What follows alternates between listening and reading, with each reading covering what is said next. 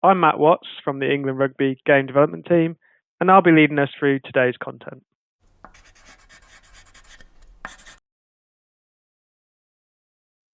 Age grade rugby is built on these three principles. Firstly, that it's player-centred. The player should be at the heart of everything we do. All the decisions we make should have the player's well-being at the heart. Second, development-driven. All the activities should be appropriate to the stage of development your players are at. Rule progressions are designed with this in mind and should be adhered to at all times to support the development journey that the players are on. The competition format are designed to support their development. All of the rugby children play is competitive, but the focus for competition should be on opportunity to compete, not the outcome or the score. We know that when the focus drifts to the outcome of a match or a festival, the principle of being development driven is usually forgotten. As we focus our time and energy on those players who will most influence the outcome, to the detriment of the development of all of our players. The age grade codes of practice aim to help those at clubs and schools understand their responsibilities so that they can put into place a clear, progressive and monitored playing, coaching and refereeing programme. By understanding what age grade rugby is, your ability to follow the guidelines, you are more likely to meet the needs and wants of children you work with. This will ensure the emotional, physical and psychological development of each child and help to increase their lifelong involvement in the game.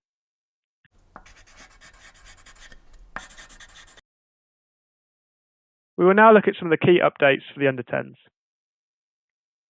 These are the key rule progressions now you've moved from under-9s to under-10s. The key changes are 8 aside as a maximum, no hold in the tackle. At the tackle, one player from each team, plus the ball carrier and tackler, can contest the ball at the ruck or the maul. There's an introduction of the uncontested scrum.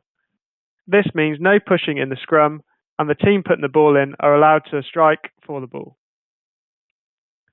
All players should be trained to participate in the scrum. There is no position specialisation at this stage. The nearest three rule aims to ensure that everyone gets the opportunity to play in the scrum.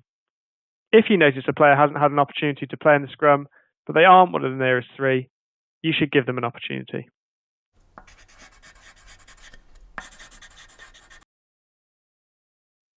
In your role, you will often act as a coach and a referee. But remember that your overarching responsibility, whatever role you're undertaking, is to provide a great rugby experience.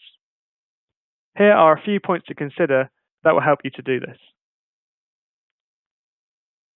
Every training session, match and festival is a development opportunity. Don't place too much emphasis on the outcome. Agree with fellow coaches and opposition what you want to achieve before you start. Let the parents and supporters be a part of that too, and let them know what the aims for the session or match are. Reinforce and reward good practice as you referee for both teams. Take the opportunity to praise good decision making, even if the outcome wasn't successful. Use learning moments as they arise. For example, if you see an offside at the tackle area, take the time to explain what went wrong and why, rather than just penalising it. Remind, reward and role model the core values. These values are important to the sport and they don't just happen. They need to be taught. You need to feed back to the players when they do them well and if they don't. And it's very important that you role model them. Having discussions before training or matches with parents and spectators can help them to understand what you're trying to achieve and may prevent issues from the sideline occurring before they become problems. These are the core values that our game is built upon. We all have a responsibility to role model these values. We should reward positive behaviours and challenge any behaviour that contradicts these values. Your club and constituent body are there to support you to do this if needed. When you referee, please keep these simple principles in mind. As we've already mentioned, safety should be a key focus. If you're in any doubt about the safety, use your whistle and stop the game. Referee fairly for both sides. Your refereeing should facilitate player enjoyment. Think, do I need to blow the whistle every time? Or could I play advantage and if needed, speak to the players about an infringement as a group at the next break in play. If you've let parents and spectators know that this is what you're aiming to do, you'll limit the potential for challenges from the sideline. Your refereeing should help players to learn about the game and the laws. At the Kids First Rugby stage, refereeing isn't about enforcing the laws. It's about providing an enjoyable and safe development environment for the players and spectators to enjoy the game. Good refereeing and application of the laws will make the game safer and help to reduce the risk of injury. Before you referee, please make sure that you're aware of the rules for your age group.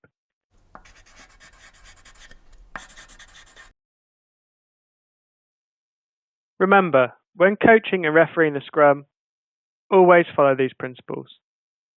Safety comes first all of the time.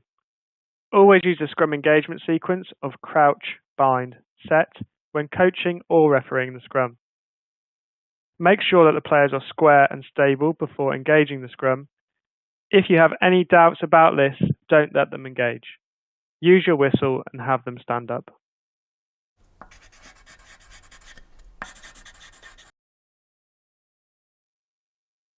To help maximise activity levels, enjoyment of rugby and development opportunities, we have introduced the half-game rule into regulation. I'll now play a short video that demonstrates the half-game rule. Half-game is about getting young players to play more rugby, not training and then just sitting on the bench. Players who play half a game are 6 times more likely to enjoy it than those who don't. The half-game rule is now regulation, so make sure that each player gets at least half a game in all games. Here's our top 10 tips for half-game success. 1. Think about playing numbers. Instead of having 20 players in one team, could you have 2 teams of 10? Then everyone gets to play. 2. Use rolling subs or split the game in quarters and agree a plan with the other coach and referee. 3. Don't always keep the superstar players on. Make sure everyone gets equal playing time. 4. Think ahead. If the game might be cut short, make your changes earlier. 5.